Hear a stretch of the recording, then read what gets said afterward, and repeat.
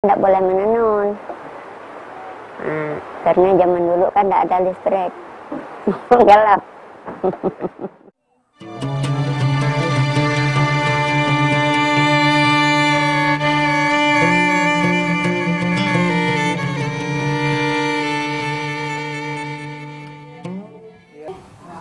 Zaman dulu orang pakai kain dia jadi sedungkan kepala tuh langsung dikabukkan gaya.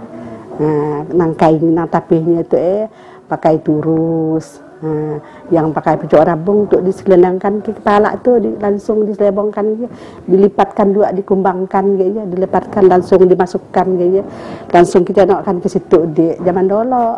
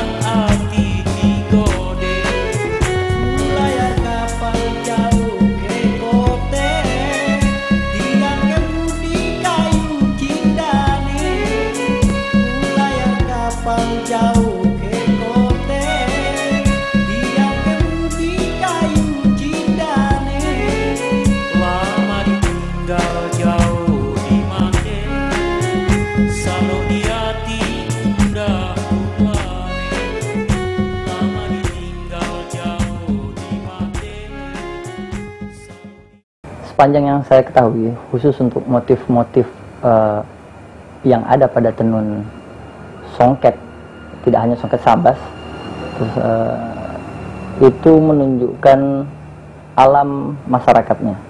Begitu juga di Sambas, khususnya alam masyarakat Melayu di Sambas. Jadi inspirasi motif-motif itu bisa dipisah menjadi tiga bagian dari alam itu. Yang pertama mungkin dari astronomi atau penanggalan lunar.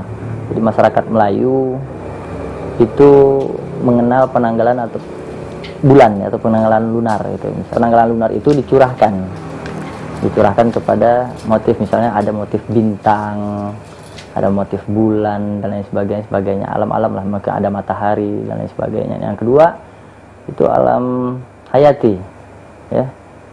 Alam hayati di situ ya tumbuh-tumbuhan. Yang paling banyak di inspirasi motif Sambas itu adalah lingkungan alam hayati atau tumbuh-tumbuhan.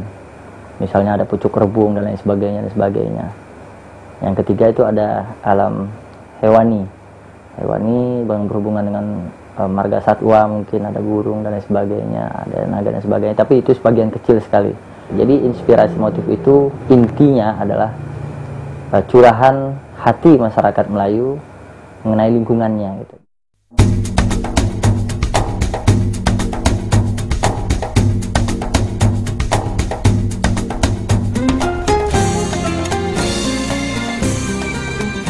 Hasil kerajinan tenun songket Sambas pada umumnya dalam proses pembuatannya dibanding dengan pengerjaan tenun songket yang ada di provinsi lain, pada umumnya memang hampir agak menyerupai, hampir sama. Tapi kalau kita melihat lebih dalam, yang pasti tenun songket Sambas dia memiliki satu ciri khas tertentu yang memang juga tidak dimiliki oleh kerajinan daerah lain. Salah satunya yang bisa kita jelaskan bahwa kerajinan tenun songket Sambas dari segi alat saja, dari segi alat yang kita sebut dengan perumahan alat tenun, di Sambas kita menggunakan satu perumahan alat tenun, tempat duduknya para penenun untuk dia menenun. Ini ukurannya sekitar 1,5 meter kali 2 meter pada umumnya untuk ukuran kain. Untuk ukuran sabuk lain ukurannya lebih kecil, juga demikian dengan kain pembuatan selendang. Nah, dengan adanya perumahan tenunan ini yang dibuat yang agak sedikit lebih besar, hampir mendekati 2 meter ya, hampir 2 meter lebarnya. Ini yang membuat lebar kain songket Sambas atau panjang kain songket Sambas dari kaki sampai ke dada itu tidak perlu lagi kita sambung dengan tambahan bahan benang lain, bahan kain lain, karena penggunaan alat yang memadai.